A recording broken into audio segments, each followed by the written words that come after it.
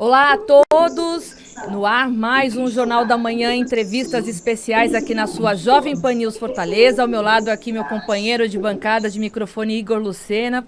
Tudo bom, Igor? Tudo bom, Patrícia? Mais uma vez é um prazer estar aqui com vocês e com todos os nossos ouvintes. Igor, com a gente hoje está o Paulo Moura. Ele que é estrategista político e a gente aí, faltando um ano, né, mais ou menos das próximas eleições e eleições que prometem pegar fogo ano que vem, né? A gente vai bater um papo sobre essas estratégias de marketing político, né? E que o Paulo sabe muito bem, porque ele tem uma ampla formação aqui, ele é pós-graduado em marketing político, ele tem especialização nos Estados Unidos, experiência internacional em marketing e comunicação governamental.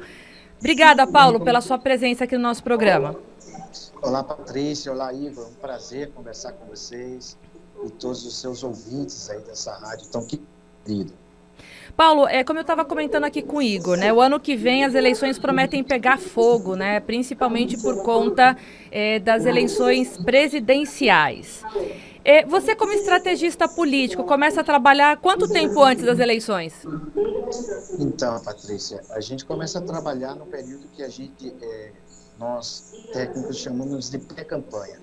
Pré-campanha é o período que antecede o período eleitoral. E aí a gente já está trabalhando desde o início desse ano. Então nós estamos trabalhando há mais de um ano antes das eleições. Você tem algum cliente importante que já está contratando aí os seus trabalhos? Em que área que você trabalha aqui no Brasil? Qual é o perfil desses seus clientes? Conta um pouquinho para a gente. Então, todos os nossos clientes são importantes. Todos os nossos clientes são tratados independente do seu orçamento, da sua verba ou do projeto. A gente trata com o mesmo nível de busca de excelência e todo o cuidado.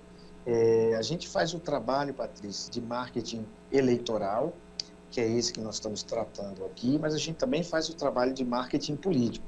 Há uma diferença conceitual nos dois. O marketing eleitoral, ele faz a preparação e o trabalho para as eleições. E o marketing político, ele trata pós-eleição. Então, nesse momento aí de pós-eleição, nós estamos há 2 anos acompanhando o governador do Piauí, o governador Wellington Dias. Né? Lá nós estamos trabalhando já nele com marketing político, mas no marketing eleitoral tem aí a pré-campanha para senador e a sucessão para governador. Paulo, estamos... deixa eu te dar um toque. Você pode se estender um pouquinho nas respostas, porque senão a gente não consegue fechar o tempo de entrevista, tá? Não precisa ser tão rápido assim nas Sucinto. respostas. Exato. Deixa comigo. Você quer que eu fale? Não, aí pode continuar. Tá, então, a gente também está atendendo no Tocantins uma pré-campanha. O nosso candidato lá no Tocantins já foi deputado federal 4 mandatos, prefeito de uma cidade chamada Porto Nacional, e agora se apresenta como candidato a governador de oposição. Então, nós estamos em estados já definidos como Piauí, estados como Tocantins. Iniciamos agora tratativas importantes no estado do Ceará. Eu agora, nesse momento, estou aqui no aeroporto de Fortaleza, e aí a gente tem conversado, a gente iniciou contatos importantes com 3 dos principais 4 grupos postulantes aí para majoritária aqui no Ceará. Além disso, a gente está fazendo também um trabalho no Maranhão e um outro no estado de Minas Gerais. Paulo, Igor Lucena, bom dia. Uma informação que eu queria entender um pouco sobre... já tive a oportunidade de fazer alguns trabalhos para algumas campanhas, e aí eu pergunto para você, depois que a gente teve essa mudança toda de Lava Jato e situações que envolveram também toda uma mudança do perspectivo de grandes campanhas que existiram no passado, você acha que a gente vai ter uma mudança fundamental da maneira de como o eleitor ele se comunica com o candidato, tendo em vista a eleição do presidente Bolsonaro, e como isso vai alterar também as campanhas gigantescas que aparentemente podem ser que não sejam tão mais vistosas, né, como a gente chegou a ver no ano passado, principalmente por causa da pandemia. Eu queria entender um pouco qual é a sua opinião em relação a isso, se a gente está passando por um momento de inflexão do ponto de vista político-eleitoral. Igor, é um prazer falar contigo. Eu queria esclarecer para os seus ouvintes que, comparando as campanhas no Brasil com as campanhas no exterior, sim, eu concordo com você, as campanhas no Brasil, elas têm uma tendência a fazer uso de muita pirotecnia, né? Então, elas são muito preocupadas com a forma e menos informativas, que é o conteúdo. Quando a gente compara isso, e é isso que encarece bastante as campanhas, né? Primeiro, é o formato que as campanhas ganharam ao longo do tempo. Então, eu defendo desde o início que as campanhas não precisam ter tanta pirotecnia, elas precisam ser inteligentes e criativas e focadas em resultado. Isso é o que a gente busca, é isso que a gente se coloca para oferecer para os nossos clientes. Com relação às eleições passadas e o que vai ser agora nessas eleições, então, Igor, a gente já percebe aí uma mudança de comportamento, considerando que cada eleição é diferente da seguinte, né? Porque ela está ali num contexto muito próprio daquela circunstância, daquele momento em que a população está vivendo. Se a gente fizer um retrospecto das últimas 2 eleições, entendendo, até para explicar para o ouvinte, que no Brasil nós temos o que a gente chama de eleições intermediárias. Eleições intermediárias são as eleições que acontecem no período para prefeito e vereador. Então, essas eleições são chamadas intermediárias, e depois a gente tem agora, como nós vamos ter em 2022, eleições para presidente, senador, deputado federal, deputado estadual. Então, essas eleições que ocorreram agora em 2020 foi um caso único, né? Porque nós tivemos eleição num período de uma pandemia mundial. Isso demandou um ajuste muito rápido por parte das pessoas que trabalham com isso, os marqueteiros, os estrategistas, enfim, toda a indústria, né, que trabalha com isso, sobretudo pensando a comunicação, falando de estratégia. E as redes sociais, eu digo sempre que é algo irreversível. Ela veio para ficar, ela não substitui os canais tradicionais, na minha visão, elas se complementam, né? Então, você tem ali a TV aberta, talvez as pessoas de uma determinada faixa social não assista tanto, mas certamente pela capilaridade tanto da TV aberta como do rádio, não dá para menosprezar todo esse potencial. Então, eu acredito que os canais tradicionais, e aí, como eu já mencionei, tanto a rádio como a TV, são instrumentos importantes, e juntamente com todos esses novos canais das redes sociais, inclusive agora o mais recente criado, né, que é o chamado TikTok, eles demandam uma linguagem própria, uma estratégia específica. Não dá para você pegar da prateleira, por mais exitosa que tenha sido a campanha anterior, e querer replicar esse modelo, mesmo que seja para o mesmo cliente num outro momento. Eu não acredito nesse formato. Eu defendo que cada campanha ela é única e demanda uma estratégia específica que esteja atenta ao contexto que ele está inserido. Essas eleições, ainda para complementar, Igor, as eleições passadas, né, no meio de uma pandemia, nós, na nossa empresa, estabelecemos um método que, na ocasião, assim, muito ousado, porque nós fizemos 5 campanhas majoritárias em 4 estados diferentes, e em outras situações a gente montaria na cidade, né, no estado onde você está ali oferecendo e desenvolvendo a campanha, uma base. Você coloca ali os profissionais e monta ali toda uma estrutura para atender aquela campanha. Porém, a gente estava vivendo no meio de uma pandemia, algo muito novo, e foi uma decisão muito difícil que a gente teve que tomar, e eu tomei preservando a segurança e a saúde dos meus colaboradores. Então, nós adotamos uma metodologia que foi toda a criação, toda a inteligência das campanhas, elas foram sim feitas, mas de forma remota. Todos os colaboradores ficaram na segurança dos seus lares, com os seus familiares, e entregaram de forma assim muito exitosa todas as demandas que tiveram das campanhas, e foi uma atitude muito, assim, uma decisão muito acertada, e eu fico muito feliz de que nenhum dos meus colaboradores foi contaminado com essa pandemia, com o Covid. Paulo, pegando o gancho no que você falou da questão das redes sociais, eu tenho duas perguntas em uma, né? A gente sabe que as últimas eleições presidenciais, além de todo o contexto político, óbvio, Lava Jato, toda aquela confusão, a facada do presidente Jair Bolsonaro, a gente sabe que ele usou muito a ferramenta de rede social. Acho que caiu o Skype. Ui.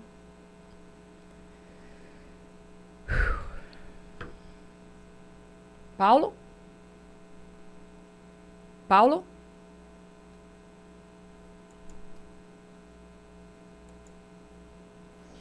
Alô? Tá me ouvindo? Agora estou. Pronto, deixa eu retomar aqui a pergunta. A gente sabe que nas últimas eleições, presidenciais, né, onde o presidente Jair Bolsonaro foi eleito, a gente sabe que não só a questão do momento eleitoral da época, né, por conta da Lava Jato, o antipetismo, a facada nas vésperas das eleições, a gente sabe que o presidente Jair Bolsonaro utilizou muito a questão das redes sociais e um eleitorado muito forte que o acompanhava, principalmente no Facebook, né? Essa é uma pergunta. Se você utiliza as ferramentas tradicionais, né, de rede social para os seus clientes. E a segunda pergunta é, aqueles clientes que eles não aderem tanto à rede social, nós estamos no momento que eles são obrigados a aderir à rede social, caso eles queiram ter um sucesso aí na campanha eleitoral ou um trabalho importante de comunicação? Excelente pergunta, Patrícia. A gente precisa entender o fenômeno Bolsonaro, das eleições onde Bolsonaro foi eleito. Ao contrário do que muitos pensam, o uso das redes sociais foi algo muito bem pensado. Aqui eu não estou defendendo nenhuma preferência partidária, eu estou analisando a estratégia de campanha. E houve, sim, uma inteligência por trás da utilização das redes sociais. Um exemplo muito claro para explicar o que eu estou querendo dizer. Todas as notícias de um candidato outrora à presidência da República, então o que ele fazia? A sua assessoria se dirigia aos canais de TV e dariam as informações, né? São os releases que a gente chama no meio jornalístico para os canais de televisão. Ele não adotou essa técnica. Ele utilizou os seus próprios canais das redes sociais para dar sua agenda, para falar as informações. Isso fomentou uma busca muito grande e uma adesão muito grande aos seus canais das redes sociais. Então, só por isso, já houve um aumento gigante das suas redes sociais. É lógico que aí toda notícia que ele queria dar, ali se tornou a fonte. A fonte de informação não eram mais os canais de TV tradicionais, os jornais, etc. A fonte de informação era o seu próprio canal. E essa foi uma atitude, né? Isso é uma estratégia que na ocasião deu muito certo e aí gerou, inclusive, pessoas que, mesmo que não fossem apoiadores e que não votaram nele, eles visitavam os seus canais do candidato na época para ter informação, porque essas informações só eram colocadas ali, nos seus canais. Então, essa foi uma estratégia, a utilização das redes sociais, de forma muito única, não é? Isso foi uma coisa importante. Depois, continuando com a sua pergunta, é lógico que a gente tem candidatos com maior resistência à utilização das redes sociais, alguns sequer fazem uso, né, frequente. Mas é como eu te disse, isso é uma questão irreversível. E todo candidato, o que é que ele busca? Ele busca se comunicar com o eleitorado. E ele pode se comunicar com o eleitorado de várias formas. Ele pode usar a rádio, ele pode usar a TV, mas nesse momento de pré-campanha, o modo mais inteligente, com maior abrangência, com menor custo, é realmente as redes sociais. É inegável hoje a capilaridade e o alcance da internet. Então, hoje, todo lugar você tem uma lan house, você tem internet, Wi-Fi, né? E isso possibilita essa maior comunicação com o eleitorado. Daí a importância, Patrícia, de você ter uma metodologia, uma estratégia muito bem definida, que dialogue com o perfil desse seu candidato e o eleitorado que você está buscando se comunicar, entendendo que curtida não é voto, seguidores também não é voto. É preciso muito mais, é preciso interagir, é preciso engajamento e aí fazer com que essas pessoas que estão ali nos seus canais se tornem o que a gente chama de militantes digitais. Aproveitando aí um pouco o gancho da Patrícia, de duas perguntas em uma, eu queria fazer uma análise sobre o que a gente está vivendo hoje. Você falou sobre comunicação, né, que é o ponto principal de quando a gente está falando de campanhas. E aí eu pergunto, houve uma mudança significativa do que o eleitor procura escutar dentro de campanhas? Porque a gente, às vezes, vê aquelas campanhas e sempre é focado tantos hospitais, vamos fazer tantas casas, isso.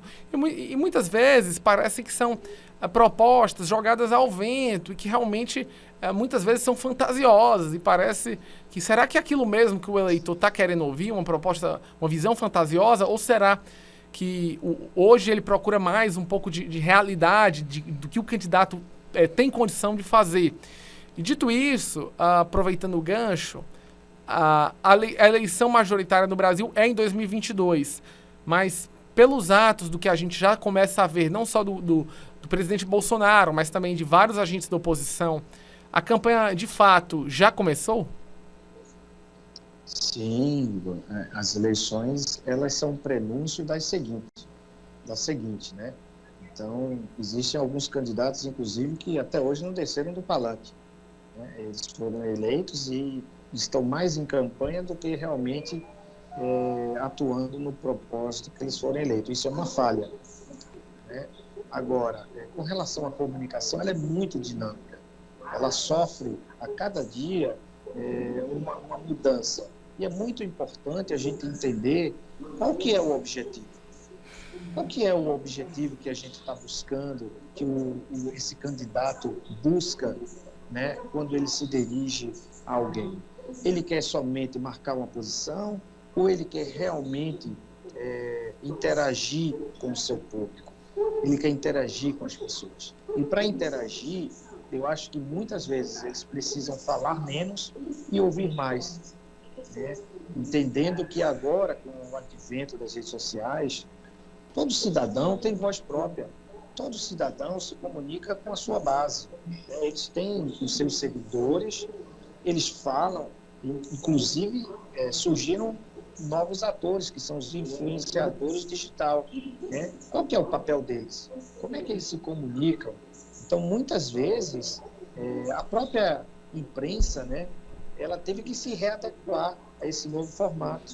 Vocês, jornalistas, enfrentaram um desafio gigante, e foi se readequar a essa nova realidade, onde você tem aí pessoas comuns, mas que têm voz própria, que encontraram através dos seus canais nas redes sociais uma oportunidade de mobilização, de se colocar, de colocar o seu posicionamento político, as suas opiniões, demandarem, cobrarem dos seus políticos que elegeram. Então agora eu entendo que a população está muito mais ativa e buscando um papel mais de protagonismo. Eles não aceitam mais essa condição de coadjuvante. Eles querem participar do processo eleitoral, sim, mas eles querem participar de um processo eleitoral cuja agenda esteja conectada com a realidade deles. E não o contrário.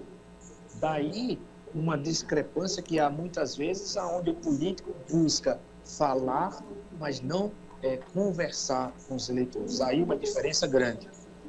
Paulo, eu sei que eu já queria te agradecer que você atendeu a gente aí no meio de um embarque, né? A gente não quer que você perca o voo de jeito nenhum, mas antes de encerrar, eu preciso chamar um intervalo rapidinho para voltar com você. Pode ser? Pode ser sim, Patrícia. Eu vou por um rápido intervalo e volto daqui a pouquinho. Até já. Um abraço. Paulo, são 5 horas. Dá mais o quê? Quanto tempo? Uns 10 minutos? Eles ainda não chamaram. Tem 10 minutos. Então vamos lá. Tem mais 2 perguntinhas aqui, mais umas 2 do Igor, a gente encerra. Estamos de volta e eu gostaria, primeiramente, de agradecer a participação aqui do Paulo Moura, ele que é estrategista político, né? Trabalha na parte aí de marketing político, que, como nós já falamos no primeiro bloco, a gente tratou um pouquinho sobre as eleições. Paulo, eu deixei em suspense aí a próxima pergunta que eu faria aqui nesse bloco, mas tem muito a ver com a questão das fake news, né? Como os estrategistas políticos, hoje em dia, têm trabalho... Porque eu sei que para os jornalistas aqui do lado de cá, todo dia é uma bênção, né? Que a gente tem que correr atrás de saber se a informação está correta ou não, porque as notícias falsas, elas se transformam em verdade a todo momento, né? E é muito complicado para a gente poder fazer a checagem de tudo, mas tá dando certo. Eu queria entender da forma que você trabalha essa questão das fake news que cresceram demais nos últimos anos e eu imagino que deve atrapalhar bastante os seus candidatos, principalmente quando é uma eleição acirrada aí entre candidatos. Bom, a gente trabalha de forma muito técnica e sem emoção. Eu costumo dizer que a gente precisa tratar esse tema de forma madura, mas com muita precisão, né? Com isso eu quero dizer que o perfil nosso, a gente trabalha com a verdade. A gente sempre busca posicionar o nosso cliente como um cliente que está ali tratando da verdade, colocando propostas, discutindo as ações, se posicionando, em alguns casos até reconhecer um pouco a sua limitação, mas a gente sabe, não é, que isso tudo tem um outro lado, que trabalha também com a desconstrução. Campanha eleitoral é um binômio, né? Construção de imagem e posicionamento do seu cliente e desconstrução dos adversários. Só que essa questão de desconstrução, de um tempo para cá, e com o uso da tecnologia, deu muito impulso às chamadas notícias falsas, que é o que a gente chama de fake news. Você sabe, que você é jornalista, sabe que hoje em dia existem recursos tecnológicos onde a gente consegue produzir vídeos com a fala do personagem sem ele necessariamente ter falado. E isso é uma situação interessante, entendeu? Mas isso precisa ser utilizado eu vejo sempre como uma oportunidade para o nosso cliente de crescimento.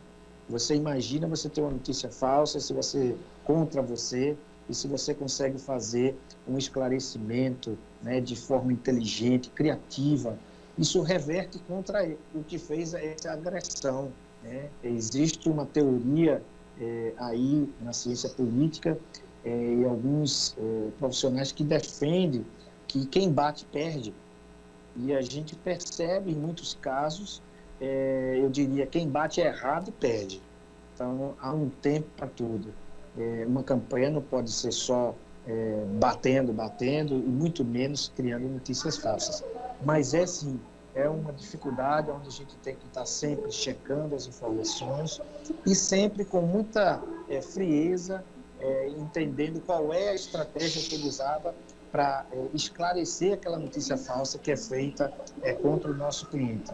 entendendo que agora nós temos uma polarização muito grande, né? E a população, com esses extremos, tem se tornado muito intolerante. E isso propicia um acirramento, um calor de discussões que não é bom para a democracia. Paulo, uma dúvida que você havia comentado, e você falou vários estados que você trabalha, e eu queria entender um pouco sobre o aspecto cultural, quando a gente fala de uma campanha no Rio Grande do Sul, quando a gente está falando de uma campanha no Rio de Janeiro e quando a gente está falando de uma campanha no Ceará, são aspectos totalmente diferentes. Como é que você faz essa análise, levando em consideração visões de problemas, personagens, causos locais, o quão o aspecto cultural e regional influencia do ponto de vista de estrutura e do ponto de vista de estratégia no longo prazo de uma campanha ou de uma percepção política que está sendo trabalhada? É totalmente pertinente essa pergunta, porque influencia 100%. O profissional que vai trabalhar numa campanha majoritária ou proporcional, ele, independente dele ser daquela região, ele tem que desenvolver e ter a competência de fazer uma leitura muito própria do sentimento do eleitorado daquele local.